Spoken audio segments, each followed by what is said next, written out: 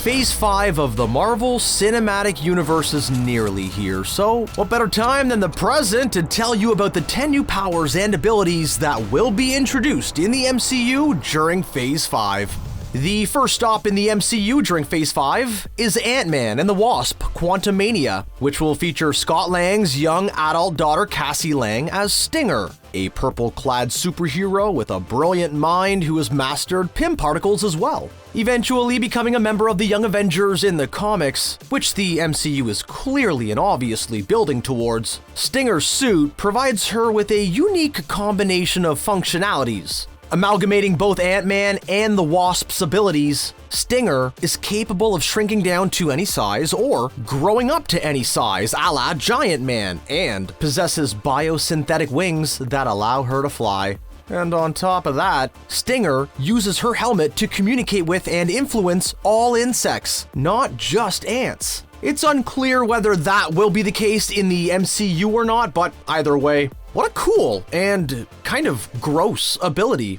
Introduced to MCU viewers during the Hawkeye series, Maya Lopez, aka Echo, has a series of her own coming during Phase 5. This series, focused on Echo, called, well, Echo, will catch up with Lopez not long after we last saw her seemingly shooting her lifelong family friend, Wilson Fisk, known as the Kingpin. In case you are unaware, Echo's lore ties deeply with Daredevil's, as they both possess physical handicaps, in Matt Murdock being blind and Echo being deaf.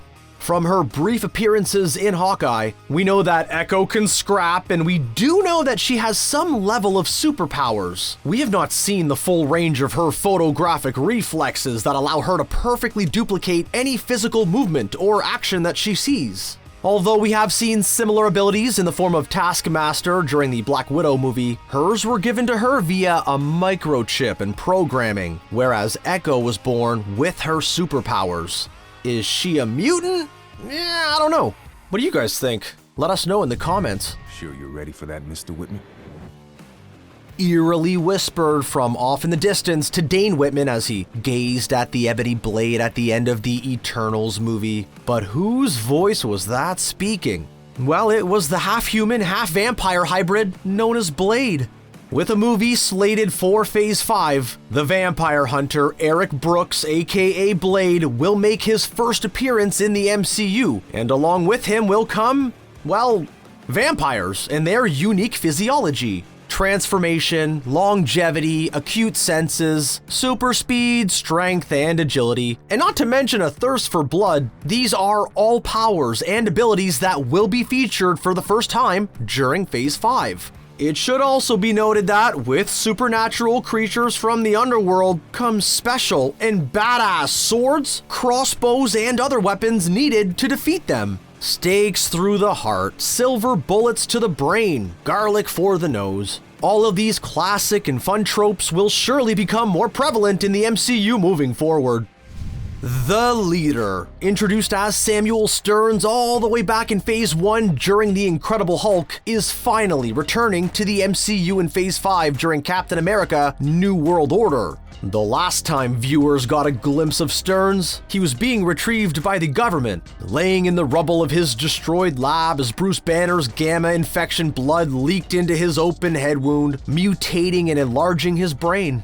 Not only is Stearns incredibly intelligent and knowledgeable on the effects of gamma radiation, but after his transformation into the Leader, which we will witness properly during Captain America 4, Stearns' super genius intellect and enhanced intuition will finally be on full display. The Leader has been teased a few times during Phase 4 and is definitely masterminding and puppeteering some sort of conspiracy behind the scenes, but to what level is yet to be known. Could he be plotting to take over the world? Could he have ties to Scar and Planet Hulk? Could he be working with Kang? We're taking guesses here. You guys let us know in your predictions down below, please.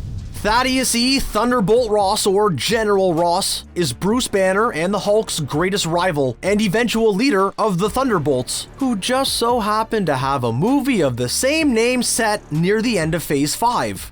In the comics, Thunderbolt Ross becomes so incensed and obsessed with the Hulk that he undergoes an experiment and transforms himself into the Red Hulk in an effort to combat his archenemy. and it has been confirmed that the MCU is headed in the same direction. Ross will lead the Thunderbolts, a ragtag team of anti-heroes and anti-villains, and is rumored to appear alongside the leader during Captain America: New World Order. Though it's unclear when the transformation into Red Hulk will happen, we do know that it is happening. Red Hulk's powers are virtually the same as his green counterparts. However, Ross is capable of transforming in and out of his Hulk form at will. He also keeps his wit and his faculties about him, and he does become stronger with rage, but does not seem to lose his mind in the process. Although he has been presented as slightly less stronger than Hulk, and also much more susceptible to injury from blades, Red Hulk is incredibly formidable. My bold prediction: General Ross's daughter, Betty Ross, will return, and she will become the Red She-Hulk.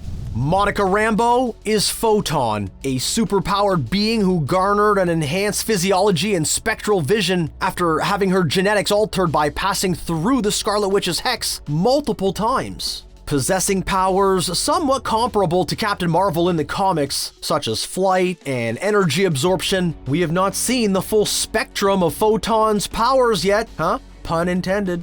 That being said, we have seen a little bit of her intangibility and superhuman reflexes on display during WandaVision as she dodged bullets and had them pass clean through her unharmed. Rumored to be training and honing her skills with Nick Fury in space as an agent of S.W.O.R.D., there is a chance that we will catch up with Photon during the Secret Invasion series. What we do know for sure is that she is 1/3 of the Marvels team-up, which is also set for Phase 5 alongside Carol Danvers and Ms. Marvel, Kamala Khan.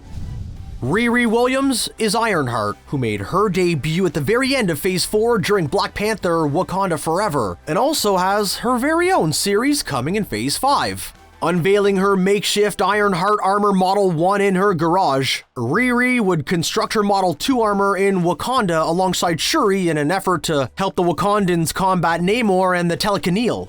After the battle, Shuri requested that Riri leave her armor in Wakanda, meaning that the Ironheart armor Model 3 will surely be built and worn during the Ironheart series in Phase 5. Described as the most advanced armor since seeing the passing of Iron Man, Ironheart's armor Model 3 is the slimmest and most revised version of Riri's battlesuits. A lighter and faster suit that's deployed via a bracelet on her wrist. I predict that Ironheart will somehow combine Stark's nanotech and Wakanda's vibranium into constructing her Model 3 armor. With the new Avengers and the Young Avengers on the horizon, Ironheart and her full abilities will be on the forefront of the MCU throughout Phases 5 and 6. Mephisto is set to either be one of the main villains or at least briefly appear in the Ironheart series. I would never guess in a million years that Mephisto's MCU debut would be in an Ironheart show or movie, but hey, Mephisto is essentially the devil or Lucifer, although he is not technically, but he still sort of is. Yeah, it's hard to explain, but just consider him the devil, yeah? He resides in the dimension he calls Hell or Hades. He can grant wishes in exchange for souls, and is often referred to as Satan. Mephisto can shapeshift, manipulate magic, ensnare astral bodies, and is virtually immortal. Furthermore, Mephisto is able to perform rituals that allow him to see into his own future and the future of others. To what extent we will see Mephisto's powers and abilities displayed in Phase 5 is yet to be known, but I have a hunch that it'll involve somebody selling their soul for superpowers or, something like that. Let us know about your predictions in the comments. Kang the Conqueror is a time and universe traveling tyrant who is on his way to the MCU to wreak havoc during Phase 5. Considered the Thanos-level threat of the multiverse saga, Kang has no innate superpowers per se, other than his natural longevity. However, he does possess, the greatest intellect in the multiverse, and is also a brilliant scientist and inventor. Kang has engineered machines, armor, and weapons that are far superior to anything seen in the MCU thus far. Not to mention how battle-tested and hardened he is from years of war waged across the multiverse. It appears that either Kang himself or the technology of his suit, is capable of generating and manipulating energy of some kind, probably drawn from the quantum realm. By the time we meet Kang the Conqueror in Ant-Man and the Wasp: Quantumania, he will have already not only vanquished a plethora of Avengers variants, but a myriad of himselves as well. I, like others, predict that Kang will kill Ant-Man during the trilogy film, but I, unlike others, am willing to take things one step further. Okay, you ready? I predict that Kang will also destroy the Wasp, leaving Stinger as the lone survivor of the Ant family. Watch. Mutants were finally revealed in the MCU during Phase 4 in a few different ways, setting up the landscape for all of mutant kind come the ever-nearing Phase 5. Ms. Marvel demonstrated that mutants are becoming more common on Earth-616 and that their powers are starting to show more than ever before.